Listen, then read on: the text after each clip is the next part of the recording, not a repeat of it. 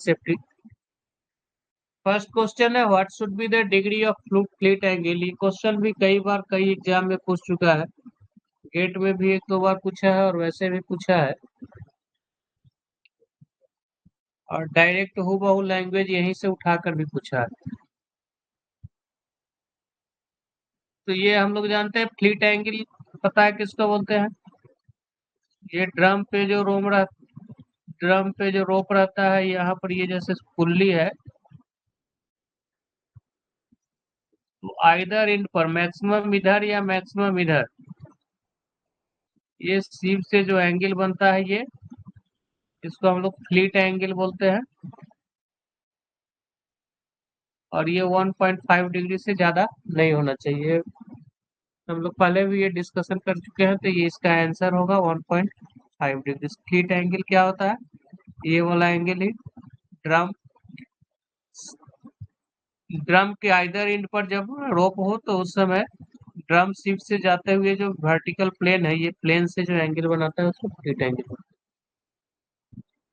Where you will provide water seal. Water seal हम लोग कहाँ देते हैं, वाटर सील हम लोग देते हैं, इसमें जो ऑप्शंस है, वाटर सील हम लोग देते हैं आइसोलेशन स्टॉपिंग के अराउंड में। जैसे ये आइसोलेशन स्टॉपिंग है, एक तरफ यदि पानी हो जाएगा तो पानी के प्रेशर से क्या है कि दीवार टूटने का डर रहता है, टूट जाएगा। तो इसमें कहीं ना कहीं एक होल छोड़ना होगा, तो होल इस टाइप का छोड़ते हैं, ऐसा ये ऐसा करके एक छोड़ देते हैं वाटर सील। इससे क्या होता है कि पानी यदि इसमें है, और इसमें हमेशा पानी भर के रखा जाता है, अगर पानी है तो ऑटोमेटिक इस लेवल तक भरा रहेगा और बहते रहेगा। यदि पानी है तो इधर से ये पानी ड्रेन आउट होकर इधर आते रहेगा, लेकिन गैस, इसके अंदर का गैस इधर नहीं जाएगा क्योंकि ये पानी से भरा हुआ है। तो ये इसको बोलते हैं हम लोग वाटर सील। कहाँ देते हैं, ये आइसोलेशन स्टॉपिंग के पास देते हैं।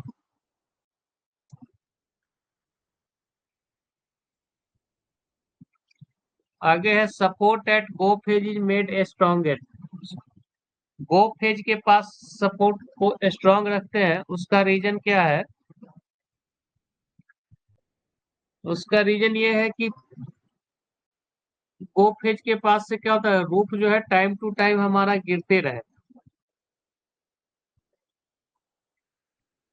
तो इस यही कारण है कि गोफ है, जैसे ये गोफ है तो यहाँ पर कंटिन्यूअस सपोर्ट दिया जाता है, cog support, continuous skin to skin cog ऐसे दिया जाता है, ताकि अब यहाँ किसी भी चीज को तोड़ना है तो ज्यादातर हम लोग क्या करते हैं, यहाँ खड़ा कर दिया और इधर से पुश कीजिए, इधर से लोड आएगा तो इसके अलोंग क्या होगा, ये टूट जाएगा। तो ये गो फेज के पास सपोर्ट स्ट्रॉन्गर देने का पर्पस ये है कि गोफ जो है गिरे, it will help roof to break, इसका रीजन यही है। वो फेज के बाद का जो रूफ है वो टाइम टी गिर जाए, इसलिए वहां का सपोर्ट जो है। और ये एक यहाँ से ये फोर्स लग रहा है, ऊपर से ये लोड आ रहा है, तो इसके अलोंग जो है ये फ्रैक्चर होकर इधर ये गिरता है टूट के। Lime is sprinkled on accumulation of black damp. जहां पर ब्लैक डैम्प है वहां पर चूना को, लाइम को छिड़ते हैं, उसका पर्पस ये है कि CO2 को एब्जॉर्ब करेगा, और CO2 एब्जॉर्ब करेगा तो ब्लैक डैम्प वहां कमेगा। उसके बाद है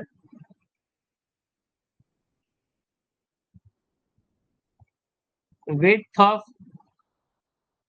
manhole is kept not less than 0.75 meter but not more than 1 meter wide। Manhole का जो विड्थ होता है, मैनहोल हम लोग कहाँ लगाते हैं, हॉलेज रोडवे में लगाते हैं। मैनहोल क्या, हम लोग पढ़े थे,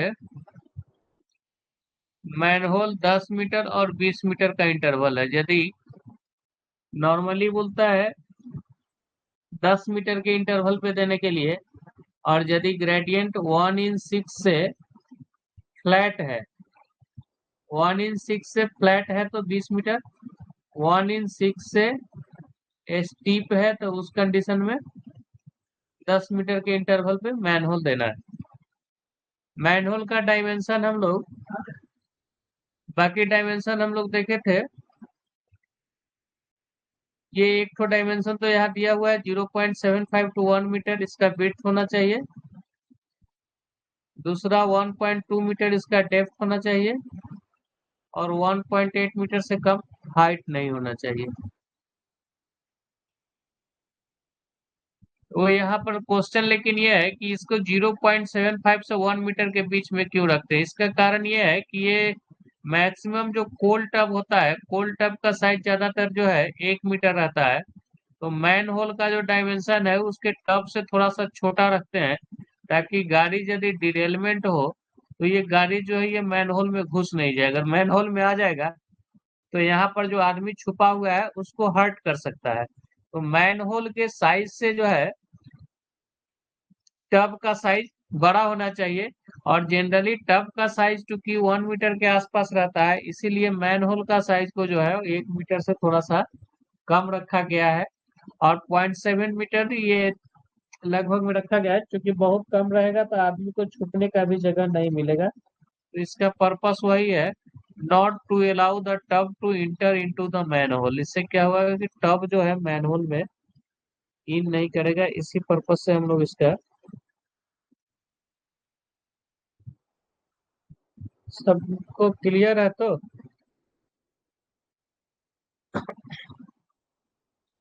उसके बाद है why galleries are staggered. Gallery को स्टैगर्ड क्यों करते हैं? इसको लगता है हम लोग पहले भी डिस्कस किए हैं। स्टैगरिंग नॉर्मल गैलरी, जो अनस्टैगर्ड गैलरी है वो इस टाइप से रहेगा।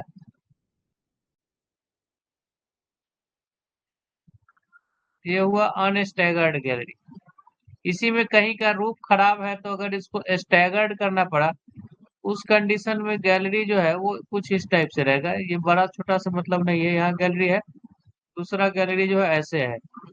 तो ये स्टैगर्ड गैलरी जो होता है उसमें क्या होता है कि थ्री वे जंक्शन होता है, थ्री वे जंक्शन। जो अनस्टैगर्ड गैलरी होगा उसमें फोर फोर वे जंक्शन रहेगा। यहाँ पर क्या है, थ्री वे जंक्शन है। तो थ्री वे जंक्शन है तो वहां पर क्या होगा कि जंक्शन के पास का रूफ एक्सपोजर जो है कम होगा। तो रूफ एक्सपोजर कम हो, to avoid excessive roof exposure कम, रूफ एक्सपोजर ज्यादा नहीं हो, इसके लिए हम लोग जो है थ्री वे जंक्शन या स्टैगर्ड गैलरी का यूज करते हैं। ये क्वेश्चन भी गेट में भी पूछा हुआ क्वेश्चन है एक बार शायद, और बाकी किसी एग्जाम में भी पूछा। ये इंपॉर्टेंट क्वेश्चन है, याद रखिए। स्टैगरिंग का मतलब क्या हुआ, थ्री वे जंक्शन टाइप का। और स्टैगर्ड करने से क्या होता है, एक्सपोजर, जंक्शन के पास का एक्सपोजर घटता है। सबको क्लियर है? तो कोई कोई मैसेज से डाल नहीं रहा, सब ठीक ठाक है ना?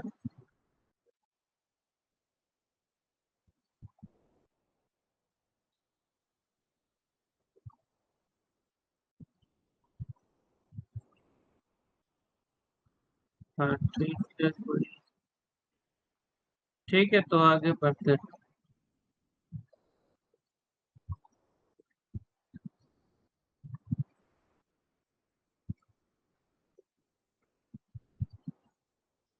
एनसीडी में जो भी क्वेश्चन है जो इम्पोर्टेंट है उसको कराते चलना है। इससे डायरेक्ट क्वेश्चन उठाकर दे देता है कभी कभी, इसलिए इसको एक बार देखना चाहिए।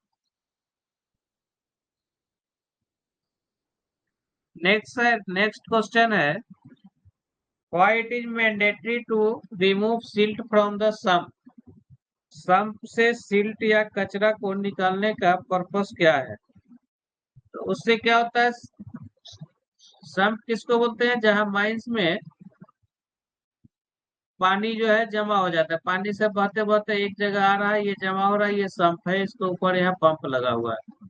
तो पानी बह के आएगा तो साथ में क्या है, कचरा सभी पूरा आ जाता है। तो ये कचरा नहीं निकालिएगा तो इस सम्प में पूरा भर जाएगा और कचरा पंप खींचने लगेगा और पंप हो जाएगा ब्रेक डाउन। इसलिए बोलता है कि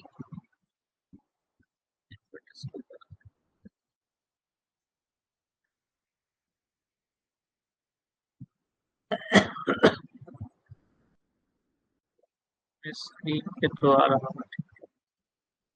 हाँ, तो इसका पर्पस ये है कि ये इसको कचरा को हटा देंगे तो सम्प का कैपेसिटी भी हमारा बढ़ जाएगा और पंप भी ठीक ठाक चलेगा। तो to maximise the sump capacity, इसीलिए हम लोग सिल्ट या कचरा को सम्प से टाइम टू टाइम मशीन लगा के इसको साफ करते हैं। उसके बाद है why heavy stone dust barriers are located farther from the face. Stone dust barrier तो हम लोग कराए थे, बहुत सारा चीज इसमें से कराया हुआ है। एक बार इसको भी याद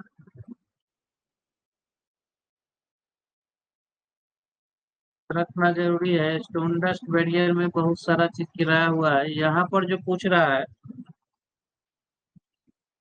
वो ये पूछ रहा है कि स्टोन डस्ट बैरियर का जो हेवी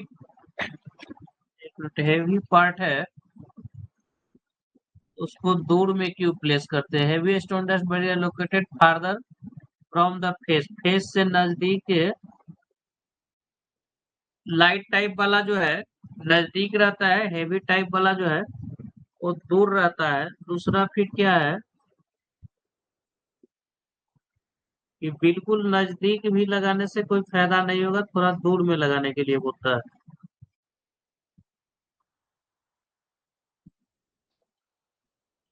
उसका रीजन ये है, पहला बात तो जैसे ये गैलरी फेस है, मान लिया कि यहाँ पर फेस है, फेस के पास कोई एक्सप्लोजन हो गया।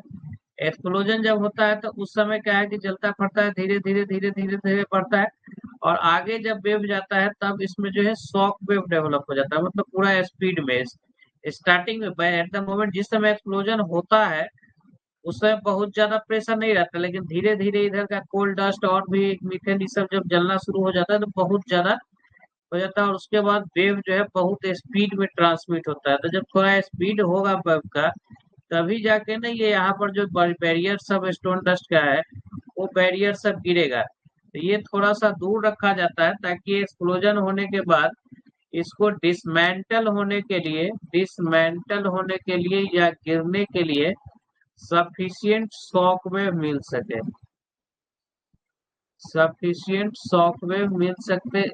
सके। इसीलिए इसको थोड़ा सा दूर में रखा जाता है। बाकी स्टोन डस्ट बैरियर का कुछ चीज सब याद रखिएगा। ये हेवी टाइप का होता है, उसके बाद लाइट टाइप का होता है, इसे तो पढ़ाया हुआ है। एक इंटरमीडिएट टाइप का भी होता है, उस चीज को एक बार रिवीजन कर लीजिए। हेवी टाइप में जो लोडिंग जो है वो 60 kg पर मीटर है। लाइट टाइप का जो बैरियर है उसमें 30 kg पर मीटर है। इंटरमीडिएट टाइप का बैरियर होता है और ये एक्चुअली सेल्फ लोडिंग जो है वो हेवी टाइप में और लाइट टाइप में। इंटरमीडिएट टाइप में क्या होता है, हाफ जो है लाइट बैरियर रहेगा और हाफ जो है हेवी बैरियर रहेगा। लाइट टाइप में तो कम्प्लीटली लाइट रहता है, और जो हेवी टाइप है उसमें 1/3 जो है लाइट बैरियर रहता है और 2/3 जो है हेवी बैरियर रहता है। इसको जस्ट रिवीजन कर रहे हैं हम लोग। बाकी जो डस्टिंग जो डालते हैं, हेवी टाइप के बैरियर यदि इंस्टॉल करना है उसमें 390 kg पर मीटर स्क्वायर, ये सब डाटा को याद रखना होगा। लाइट टाइप के बैरियर के लिए कितना था, 110 kg पर मीटर स्क्वायर, और इंटरमीडिएट टाइप के बैरियर के लिए 195 kg पर मीटर स्क्वायर। ये कुछ इंपॉर्टेंट डाटा है जिसको कि एक बार रिवीजन कर लिया हम लोग। बाकी उसमें सिर्फ यही पूछ रहा था कि थोड़ा सा दूर में क्यों रखते हैं, तो उसका रीजन वही है, the wave of explosion becomes stronger as it travels away from the face, requiring maximum stone dust to tackle it। तो ये थोड़ा सा दूर रहेगा तो वेव जो है स्ट्रांग होगा, और स्ट्रांग होगा तो क्या होगा कि वो डिसमेंटल कर सकेगा, इसीलिए हम लोग जो है उसको दूर रखते हैं। बाकी ये हेवी टाइप लाइट टाइप सबका लोडिंग थोड़ा सा याद कर लिए, जो आ सकता है एग्जाम में उससे ज्यादा तो नहीं आना चाहिए। नेक्स्ट है वाई भी फॉर्मेशन, वाई भी फॉर्मेशन, इसको थोड़ा सा और बड़ा कर देते हैं। अब स्क्रीन पे शायद आ रहा होगा। वाई फॉर्मेशन ऑफ भी between two gaps is avoided between in डिपिलरिंग।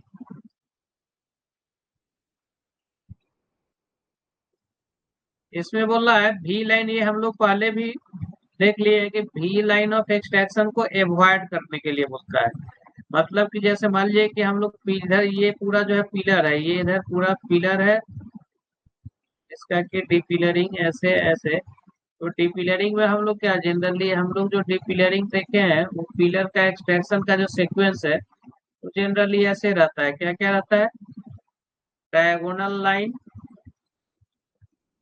या स्टेप डायगोनल लाइन। बाकी भी टाइप हम लोग पढ़े थे, डायगोनल स्टोप डायगोनल पढ़े थे। उसके बाद जो है स्ट्रेट लाइन है, एलोंग डीप है, फिर एलोंग स्ट्राइक है। ये डिफरेंट लाइन ऑफ एक्सट्रैक्शन पढ़े थे। कोई भी लाइन ऑफ एक्सट्रैक्शन यूज कीजिए, लेकिन ये ध्यान देना है कि किस टाइप का लाइन ऑफ एक्सट्रैक्शन ना हो। मतलब कि इधर भी गोप बन गया और इधर भी गोप बन गया, अब बीच में ये पिलर है। ऐसा सिचुएशन यदि आ जाएगा तो इस गोप का प्रेशर इधर आएगा, फिर इस गेप का प्रेशर इधर आएगा, और इस दोनों तरफ से ये जो प्रेशर आएगा इसको कौन प्रेशर बोलते हैं? हम लोग एब्यूटमेंट प्रेशर बोलते हैं, जो कि कंसंट्रेशन ज्यादा हो रहा है। इस टाइप का सिचुएशन यदि आता है तो उसके कारण क्या होगा कि एक ही जगह पे लोड ज्यादा हो जाएगा ये पिलर पर, और ये सब पिलर का क्रशिंग ज्यादा होगा, पिलर फेल होने का चांस ज्यादा है। इसलिए भी लाइन ऑफ एक्सट्रैक्शन को अवॉइड करना है। क्वेश्चन में यही पूछता है।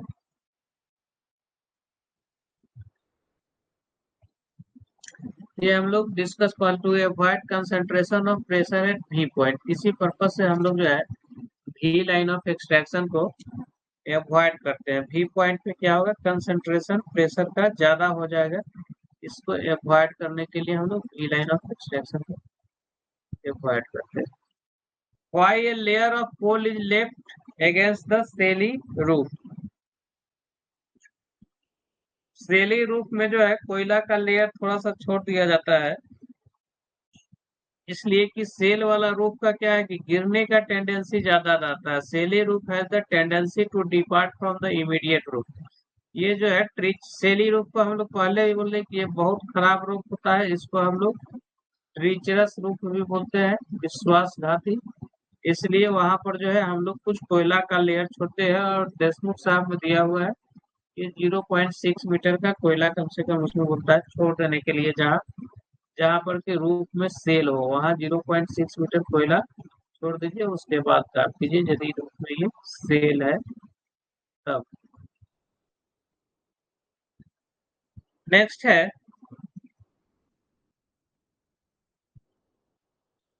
At every below ground mine there is no rescue station. अब इसके बाद क्वेश्चन जो है इसमें मैक्सिमम रेस्क्यू से क्वेश्चन इधर दे दिया है। वैसे तो 200 कुछ क्वेश्चन है, आज हम लोग 30-40 क्वेश्चन को देखेंगे, फिर नेक्स्ट रिवीजन करेंगे। At every below ground mine where there is no rescue station within its radius of dash kilometer, the owner shall establish on the surface a rescue room. A is given by। तो ये हम लोग बोले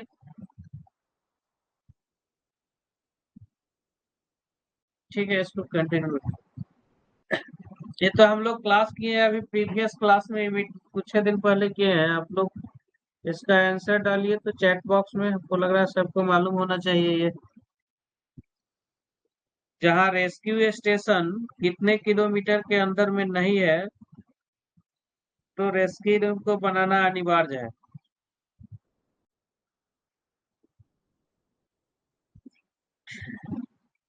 chat box में answer कोई डालो।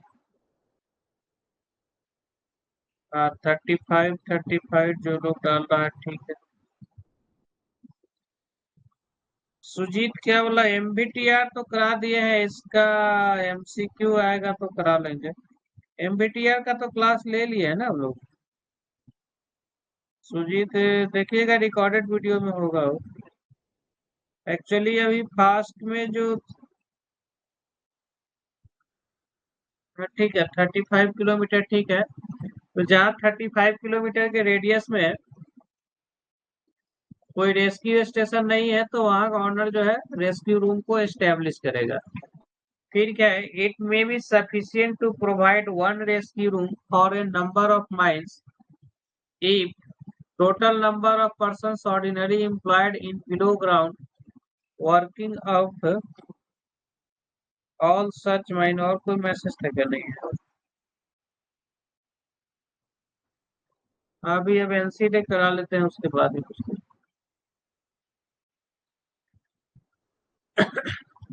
बोला eight every below ground mine तो हो गया ऊपर वाला। It may be sufficient to provide one rescue room for a number of mines if the total number of persons employed, persons ordinarily employed in below ground working of all such mines does not exceed। ये बोलता है कि एक से ज्यादा mines है, 2 4 5 mines है तो उसके लिए एक रेस्क्यू रूम हम लोग बना सकते हैं, बशर्ते कि वहां का एम्प्लॉयमेंट टोटल ऑर्डिनरी एम्प्लॉयमेंट जो है कितना से ज्यादा ना हो।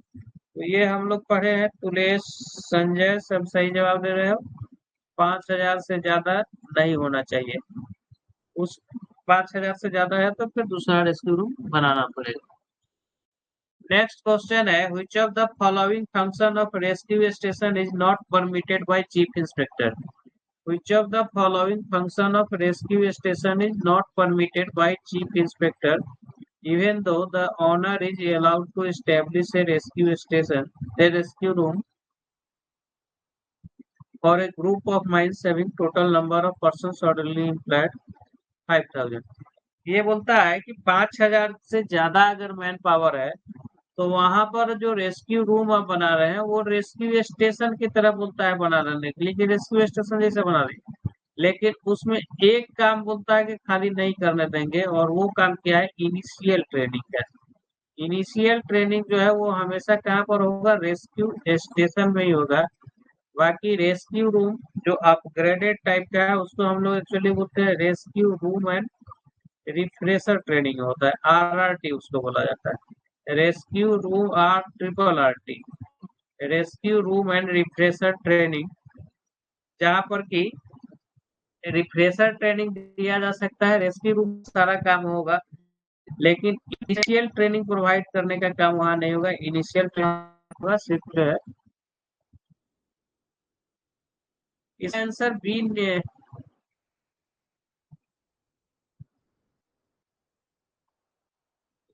इसका आंसर बी नहीं, इसका आंसर तो ए होना चाहिए। तेरा का आंसर ए होगा, बी नहीं होगा। हाँ, उसके सुजीत थे, उसके ऊपर वाला का आंसर दे रहा है तो ठीक है, वो 5,000 ऊपर वाला का होगा।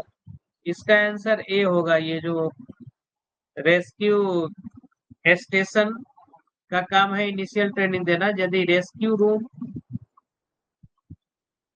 रेस्क्यू रूम बोलता है इन जनरल 5,000 से कम कर, 5,000 से कम मैन पावर है तो रेस्क्यू रूम रखने के लिए, बाकी जो है उसको 5,000 से ज्यादा है तो उसको बोलता है रेस्क्यू स्टेशन में कन्वर्ट कर लीजिए। मतलब उसके लिए जो है बाकी ऑपरेटर्स सबको बढ़ा देने के लिए बोलता है, लेकिन वो रूम जो है इनिशियल ट्रेनिंग का काम नहीं देगा। तेरह का ये होगा। ये हम लोग पढ़े तो वहां पर शायद 15 एडिशनल, इसको एक बार देख लीजिए, वो जो रेस्क्यू रूम में जो कन्वर्ट करते हैं तो वहां शायद 15 एडिशनल जो है हम लोग क्या रखे थे, सेल्फ कंटेंट ब्रीदिंग ऑपरेटर्स रहेगा, तभी वो वैसा होगा। उसको एक बार देख लेते हैं।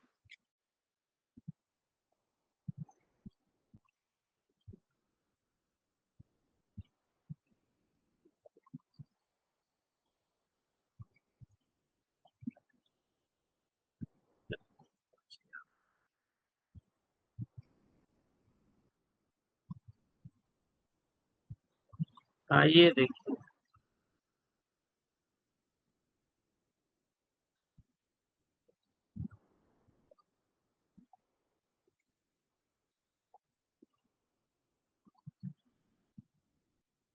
वैसा रेस्क्यू रूम यदि 5,000 से ज्यादा मैन पावर हो जा रहा है तो उस कंडीशन में क्या दिया है, उस कंडीशन में बोलता है कि वहाँ का जो इंचार्ज होगा वो जो है इंस्ट्रक्टर होगा, सॉरी वहाँ का इंचार्ज जो है, इंचार्ज को क्या इंस्ट्रक्टर बोलता है, उसका क्वालिफिकेशन जो है वो एटलीस्ट मैनेजर सर्टिफिकेट होल्डर होना चाहिए।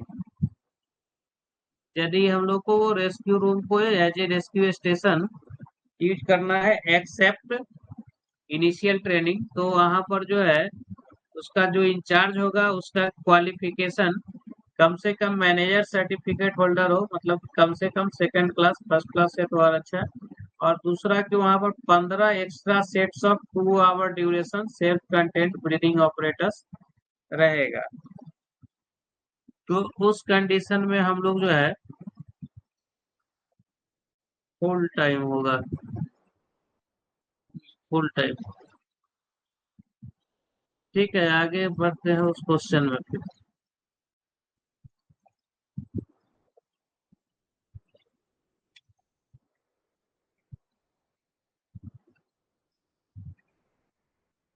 कुछ क्वेश्चन हम लोग रेस्क्यू को और एमबीटीआर को चूंकि बहुत फास्ट कवर एक क्लास में ही शायद दिए हैं दोनों के, एक एक क्लास में, इसलिए कुछ चीज हो सकता है छूटा है उसमें, तो ये ऑब्जेक्टिव में आ जाना चाहिए। In the event of an emergency at a below ground mine, यदि बिलो ग्राउंड माइंस में कोई इमरजेंसी होता है तो उस कंडीशंस में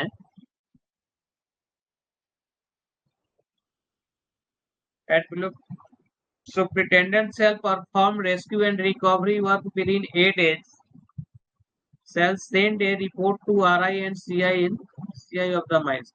ये बोलता है कि कोई रेस्क्यूअर, ये कोई इमरजेंसी हो जाता है माइंस में, तो जैसे ही इंटीमेशन मिलेगा वैसे तो rescue and recovery work start हो जाता है। उसके बाद रेस्क्यू और रिकवरी वर्क जब हो जाएगा तो उसके 3 दिन के अंदर में रीजनल इंस्पेक्टर और चीफ इंस्पेक्टर को जो है रूप से रेस्क्यू सुपरिटेंडेंट जो है इंटीमेट करेगा, इंफॉर्मेशन देता है उसके विषय में। तो ये 3 होगा, सुजीत ठीक लिख रहा है। Manager of below ground mine where more than 100 persons are ordinarily employed below ground shall ensure that at least a number of rescue trained persons are readily available at any time। ये बोल रहा है कि किसी भी mines में जहाँ 100 से ज्यादा आदमी है वहाँ सरफेस पे कम से कम कितना आदमी रेस्क्यू ट्रेंड पर्सन होगा, तो ये 5 आदमी हम लोग देखे थे। आरटीपी कितना 5 होगा। उसके बाद और देखे थे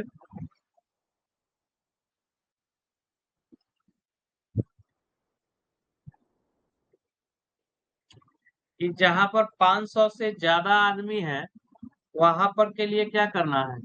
The manager of below ground where more than 8 persons are ordinarily employed shall also ensure that at the rate of 1 man for every 100 or part thereof should be rescue trained। ये बोलता है, ये इसका मतलब क्या होगा, 500 से अधिक मैन पावर है तो अगला हर एक 100 पर एक रेस्क्यू ट्रेंड पर्सन होगा, तो इसका आंसर कितना होगा 24 का आंसर क्या होगा। 500 से अधिक रहने पर एक पर्सन के जगह पर यहाँ पर क्या होगा 500 होगा, 500 से अधिक रहने पर 5 5 ऊपर वाला ठीक था। उसके बाद वाला का आंसर क्या होगा सुजीत, 500 होना चाहिए।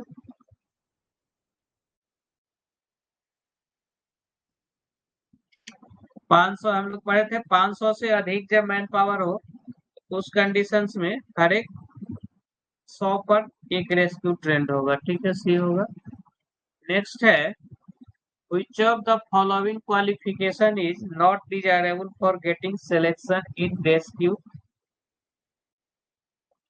वर्क। मतलब ट्रेनिंग रेस्क्यू के लिए जो ट्रेनिंग में जाते हैं वो इसमें से कौन सा क्वालिफिकेशन नहीं है। तो जो रेस्क्यू ट्रेन पर्सन है उसका एज तो ये है कि 21 से 30 के बीच में हो, फर्स्ट एड सर्टिफिकेट हो, डॉक्टर्स द्वारा उसको मेडिकल सर्टिफिकेट ऑफ फिटनेस मिले, और ये तो ये स्टार्टिंग में रहना ही चाहिए। उसके बाद रेस्क्यू ट्रेन पर्सन को हर एक 12 महीना में जो है उसको फिटनेस का सर्टिफिकेट लेना पड़ता है, हर 12 महीना में उसका मेडिकल थोड़ा सा टफ होता है। तो उस कंडीशन में नहीं वाला क्या है, डिप्लोमा मस्ट हैव डिप्लोमा, और डिप्लोमा रहे चाहे नहीं रहे, रेस्क्यू ट्रेन पर्सन हो सकता है। हाँ, ये अलग है कि इंस्ट्रक्टर बनने के लिए सेकंड क्लास चाहिए, रेस्क्यू रूम का इंचार्ज बनने के लिए ओवरमैन या फॉरमैन सर्टिफिकेट चाहिए, सुपरिटेंडेंट बनने के लिए 5 इयर्स का एक्सपीरियंस प्लस फर्स्ट क्लास चाहिए। लेकिन रेस्क्यू ट्रेनिंग लेने के लिए जो है कोई क्वालिफिकेशन मेंशन नहीं है, खाली ये सब है। एज जो है, एक ओरल टेस्ट लेता है रेस्क्यू सुपरिटेंडेंट, वो टेस्ट में पास होना चाहिए।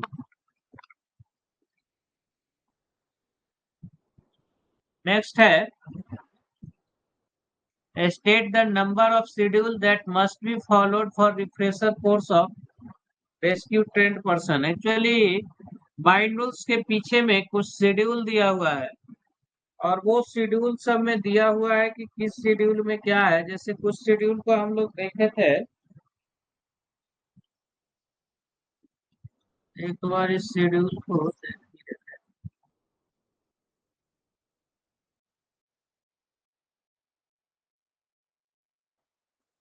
कुछ दिन तो हम लोग देखे थे, शेड्यूल 1 2 3 वो तो क्लियर है।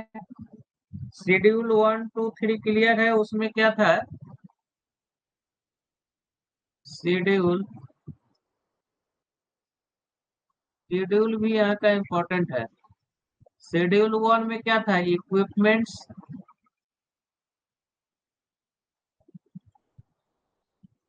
Eight rescue station. शेड्यूल 2 में क्या था, equipments at rescue room. Schedule 3 में क्या था, इक्विपमेंट्स एट एनी माइन। बाकी माइंस में जहाँ ये दोनों नहीं है, वहां पर जो जो इक्विपमेंट्स रहेगा वो शेड्यूल 3 में देगा। तो 1 2 3 तक तो याद रहता है। उसके बाद वाला जो शेड्यूल है उसको एक बार, जो इम्पोर्टेंट शेड्यूल सब है उसको हम लोग एक बार देख सकते हैं।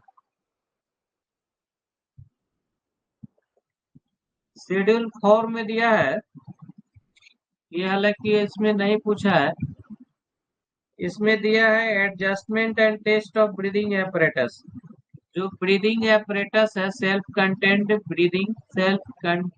ब्रीदिंग एपरेटस जो होता है, उसका एडजस्टमेंट और टेस्ट के विषय में दिया है। एडजस्टमेंट एंड टेस्ट के बारे में दिया है शेड्यूल 4 में।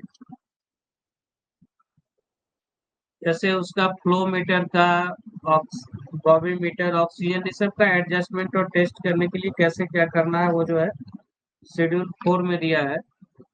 उसके बाद शेड्यूल 5 में जो दिया है,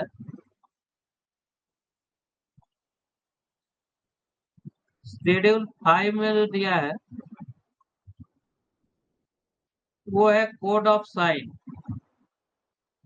वो जैसे सीएमआर में जो दिया हुआ है, लगभग उसी सब टाइप में यहाँ भी है कि सांप को ऐसे दर्शाएंगे। उसके बाद आपका जो है इंक्लाइन को कैसे दर्शाएंगे, वो सब चीजें इसमें दिया हुआ है, ज्यादा कुछ नहीं है। सांप इंक्लाइन को कैसे कैसे दर्शाना है, वो सब डिटेल इसमें दिया हुआ है। तो शेड्यूल 5 में ये कोड्स ऑफ साइन है, कैसे कैसे है। उसके बाद जो शेड्यूल 6 है, उसमें मेडिकल एग्जाम के बारे में है। शेड्यूल 6 में क्या है, मेडिकल एग्जाम। खैर सारे कोई याद नहीं, जो जो आएगा वो उसी को हम लोग याद रखते हैं। शेड्यूल मेडिकल एग्जाम का जो है स्टैंडर्ड है। शेड्यूल 7 जो है, जो हम लोग अभी क्वेश्चन में है, वो है इसमें ट्रेनिंग का कोर्स है, इनिशियल कोर्स ट्रेनिंग का और रिफ्रेशर ट्रेनिंग का। दोनों का कोर्स किसी में है, इसी शेड्यूल में है। और इसी के हिसाब से प्रैक्टिस करना है। इनिशियल के लिए प्रैक्टिस कितना करना है, ये सब भी लगता है एक दो बार पूछा है।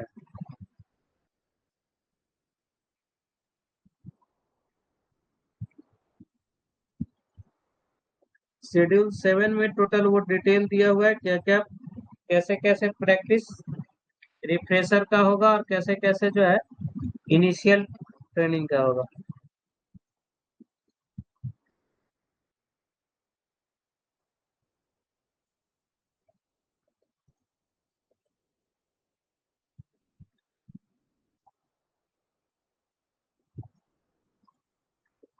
ठीक है, इसको बाद में देखते हैं शेड्यूल को। उसके बाद एक शेड्यूल बचा, शेड्यूल 7 के बाद एक शेड्यूल 8 है। वो शेड्यूल 8 में जो है कोड सिंबल दिया हुआ है। उस शेड्यूल 8 जो है उसमें कोड ऑफ सिग्नल है।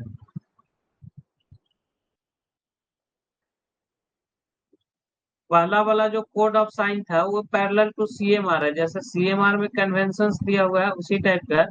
और ये लास्ट वाला जो है वो कोड ऑफ सिग्नल है कि 2 बार जब बजाएगा तो क्या होगा, 3 बार जब बजाएगा तो क्या होगा, 4 बार जब बजाएगा। तो एक दूसरे का, चूंकि सबका मुंह तो बंद रहता है ना, ये जो है हूटर बजाने का एक रहता है, उसके साउंड से ये लोग समझता है कि कौन पार्टी क्या बोल रहा है, कोड ऑफ सिग्नल। तो हम लोग फिलहाल क्वेश्चन में ही चलते हैं, इस पर बाद में आएंगे।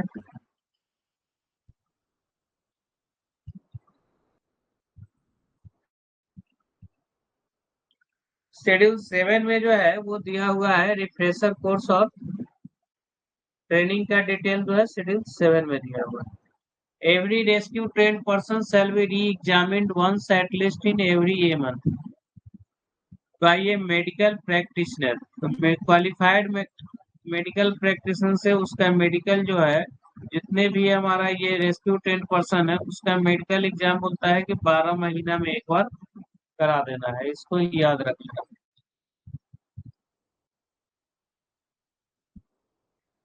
हाँ, ये रूट वाला जो है इसको याद रख सकते हैं अगर पूछा होगा किसी क्वेश्चन में तो। 1 hood distress help, 2 hood halt, 3 hood retire, 4 hood advance. ये अलग अलग है। नेक्स्ट है the base that is established by rescue train. The base that is established by rescue team near to irrespirable zone for conducting rescue work is known है। ये जो हम लोग बेस बनाते हैं रेस्क्यू इरेस्पिरेबल जोन के पास में, और जहाँ बेस बनेगा वो रेस्पिरेबल होना चाहिए। मतलब ये इधर का ये एटमोसफेयर खराब है, यहाँ का रेस्क्यू और रिकवरी वर्क करना है, तो इससे कुछ दूरी पर हम लोग जनरली साफ्ट बॉटम के पास हम लोग क्या करते हैं, एक फ्रेश एयर बेस बनाते हैं, शॉर्टकट में एफ। तो इसका आंसर होगा फ्रेश एयर बेस। वहां पर कुछ कुछ इक्विपमेंट रहता है, वो इक्विपमेंट का लिस्ट को भी एक बार देख लीजिए। ये भी रेस्क्यू छोटा है लेकिन इससे क्वेश्चन बहुत एनसीडी में दिया है, एग्जाम में भी पूछता है क्वेश्चन।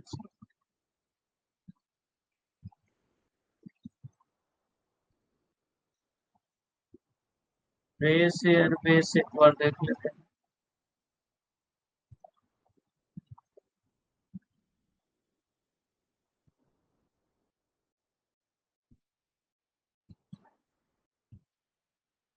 फ्रेश एयर बेस जो है या तो सरफेस पे रहेगा या बिलो ग्राउंड में।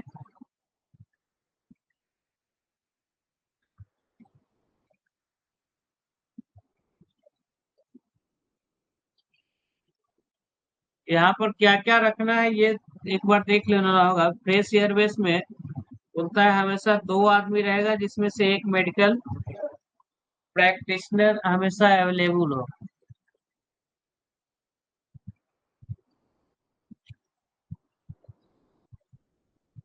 2 persons of which one shall be medical practitioner. एक स्पेयर टीम होगा, रेस्क्यू टीम, जो कि अंदर में एक टीम गया है उसको हेल्प के लिए क्या रहेगा कुछ होने पे। First aid box, reviving apparatus, oxygen reviver, means of CO detecting carbon monoxide, hygrometer, two flame safety lamp. इतना चीज जो बोलता है फ्रेश एयरबेस पे होना चाहिए। तो ये फ्रेश एयरबेस पे which of the following provision is not essential in fresh airbase। तो फ्रेश एयरबेस पे क्या इसेंशियल नहीं है, तो इसमें हम लोग बाकी चीज तो देखे कि इसमें था रिवाइविंग ऑपरेटर्स, था हाइड्रोमीटर, था फ्लेम सेफ्टी भी, तो फिर था ऑक्सी लॉग करके कोई इक्विपमेंट जो है वो उसमें नहीं था, तो ऑक्सीलॉग ही उसका आंसर होना चाहिए।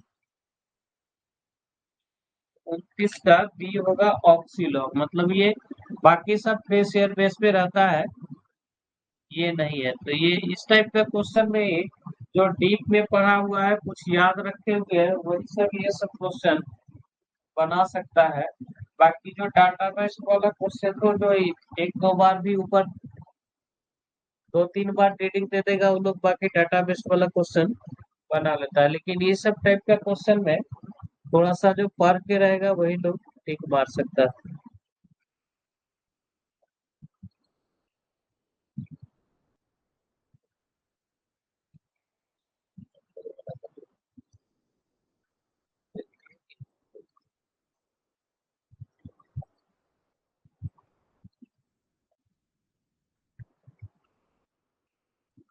क्वेश्चन कुछ छूट गया क्या ऊपर का? अच्छा, ऊपर का एक पेज लगता है हम छोड़ ही दिए हैं।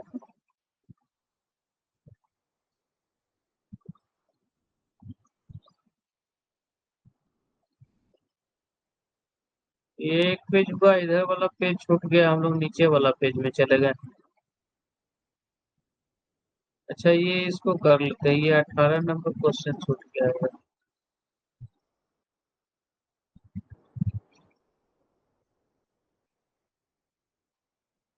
यहाँ से हम लोग फिर से वापस आते हैं, 14 नंबर से कुछ क्वेश्चन छूटा हुआ है। How many rescue trained how many rescue trained person should be there in rescue station to maintain a rescue brigade? Rescue trained person कितना रहता है रेस्क्यू स्टेशन में? दो इंस्ट्रक्टर रहता है। और रेस्क्यू ट्रेंड पर्सन कितना रहता है, ये हम लोग उस दिन पढ़े थे कि जो रेस्क्यू स्टेशन होगा वहाँ एटलीस्ट बोलता है 2 इंस्ट्रक्टर हो और बाकी 18 जो है, 2 इंस्ट्रक्टर हो और 18 रेस्क्यू ट्रेंड पर्सन हो, जिसको कि आरटीपी बोलते हैं। How many instructor should be there in a rescue trained? ये नेक्स्ट क्वेश्चन यही है, तो 2 हम लोग डिस्कस कर लिए, वही होगा। नेक्स्ट है, how many years of practical experience of below ground mine is mandatory for getting appointment of rescue superintendent? तो यहाँ रेस्क्यू सुपरिटेंडेंट का बोल रहा है, इसके लिए हम लोग डिस्कस किए थे 5 इयर्स का एक्सपीरियंस होगा प्लस फर्स्ट क्लास मैनेजर होना चाहिए रेस्क्यू सुपरिटेंडेंट के लिए। और जो इंस्ट्रक्टर था उसके लिए क्या था, 3 इयर्स का एक्सपीरियंस और फर्स्ट या सेकंड क्लास कोई भी है तो चलेगा। और जो इंस्ट्रक्टर के बाद जो रेस्क्यू रूम का जो इंचार्ज होता है, आरआरआई जिसको बोलते हैं, उसके केस में बोलता है 1 ईयर का एक्सपीरियंस हो, बाकी उसके पास ओवरमैन या फॉरमैन का सर्टिफिकेट हो, वो चलेगा। तो ये यहाँ पर वाला केस में क्या होगा, रेस्क्यू सुपरिटेंडेंट है तो इसलिए इसको एक्सपीरियंस कितना चाहिए, 5 इयर्स सुपरिटेंडेंट का, इंस्ट्रक्टर का 2 इयर्स, 1 ईयर आरटीपी का है, और 18 आरटीपी तो उसमें था रेस्क्यू स्टेशन।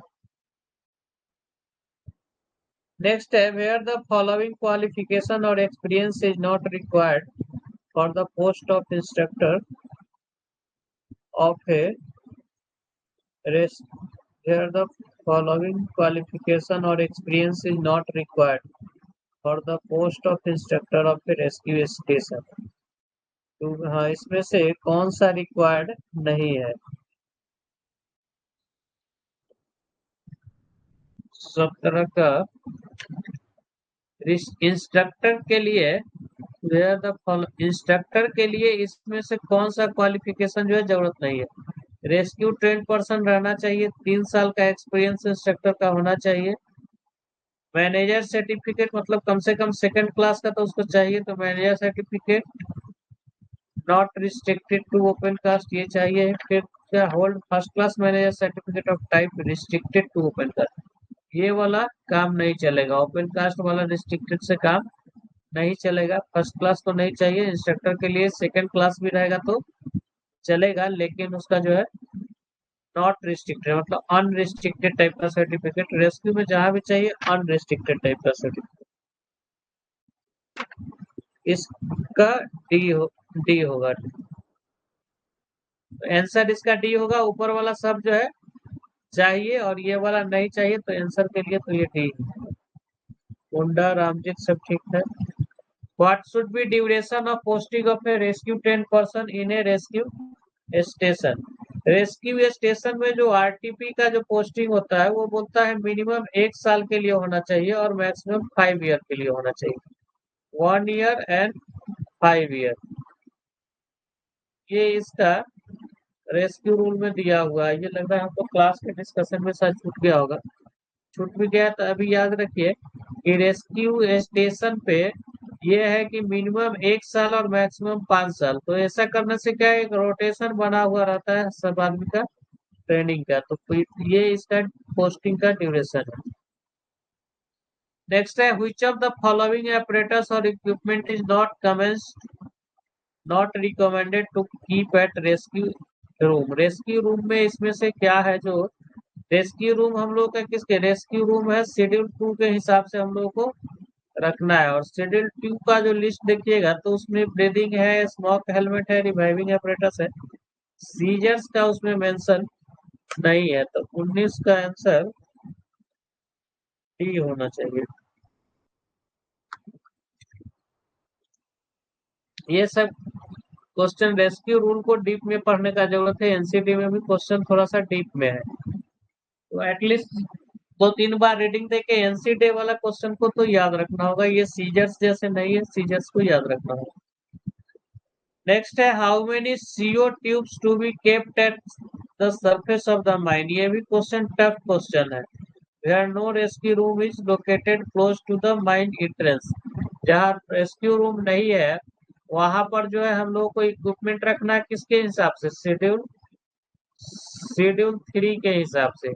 और शेड्यूल 3 में दिया हुआ है एक जो है सीओ डिटेक्टर रहता है और 10 जो है सीओ ट्यूब रहेगा। तो ये सीओ ट्यूब 10 ये भी रट जाना होगा। ये इक्विपमेंट है, अदरवाइज ये शेड्यूल 3 शेड्यूल 2 सारे शेड्यूल को एक दो बार जिनके पास टाइम है वो लोग इस सबको एक दो बार रीडिंग दे के कम से कम छोड़ दीजिए। तो ये 10 है सीओ ट्यूब वाला। नेक्स्ट है which of the following duties and responsibilities is not to be done statutory by superintendent of rescue station.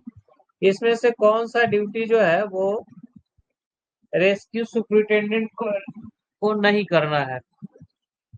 इसका ड्यूटी फिर जो एक बार एक एक करके पढ़े हैं वही जैसे पहला है या कुछ कॉमन सेंस से ये पढ़ने पर समझ में आ जाएगा। He shall ensure that adequate supply। अब सुपरिटेंडेंट है तो स्पेयर और स्टॉक का तो सुपरिटेंडेंट सप्लाई देखना होगा कि सामान वामान है कि नहीं। He shall not countersign the records। ये गड़बड़ है, इस टाइप का तो रेगुलेशन से भी कहीं रहता ही नहीं है, काउंटर साइन करने के लिए रहता है।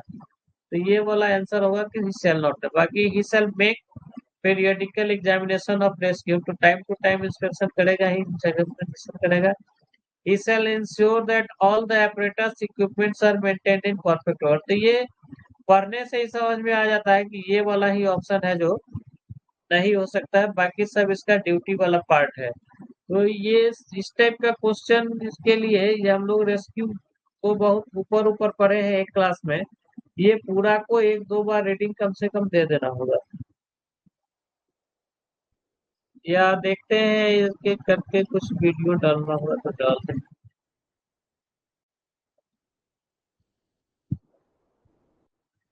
एक पेज और हम लोग करा लेते हैं फिर नेक्स्ट क्लास में करेंगे।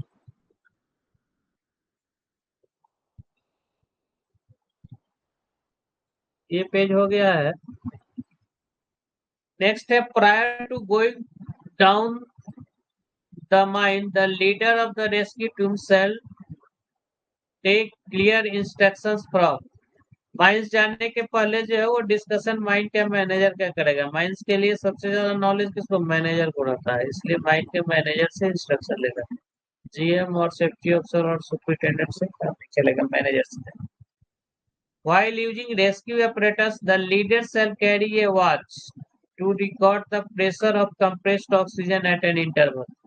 लीडर के पास एक वॉच रहता है और उसका काम है कि हर 20 मिनट के इंटरवल पर जो है वो प्रेशर देखते रहेगा, कंप्रेस्ड ऑक्सीजन का कहीं घट तो नहीं रहा है, ताकि कुछ ऐसा डिस्टर्ब हो तो वो फिर अपना वापस आ जाए। ये 20 मिनट के इंटरवल पे चेक करता है। ये भी रेस्क्यू रूल में दिया हुआ है। What should be the maximum, ये 20 मिनट्स को याद रखना होगा। What should be the maximum period for remaining inside the mine for doing rescue work using breathing apparatus। तो ये अंडरग्राउंड माइंस में मैक्सिमम बोलता है 1.5 घंटा से ज्यादा रेस्क्यू ऑपरेटर्स के साथ में भी काम नहीं करने के लिए। 2 घंटा ड्यूरेशन रहता है, लेकिन सेफ साइड में ही बोलता है 1.5 घंटा रहिए, फिर ऊपर आ जाइए, जरूरत है तो दूसरा टाइम जाएगा।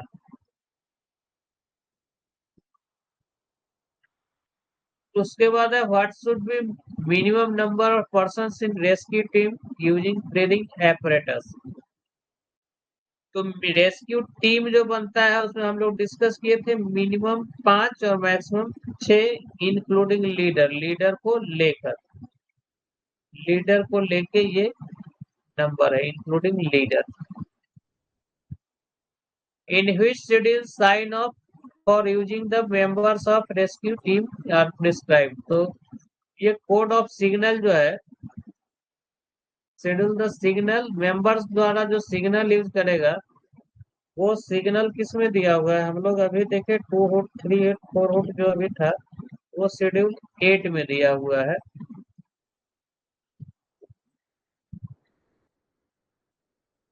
नेक्स्ट है no person shall be allowed to commence second spell of work.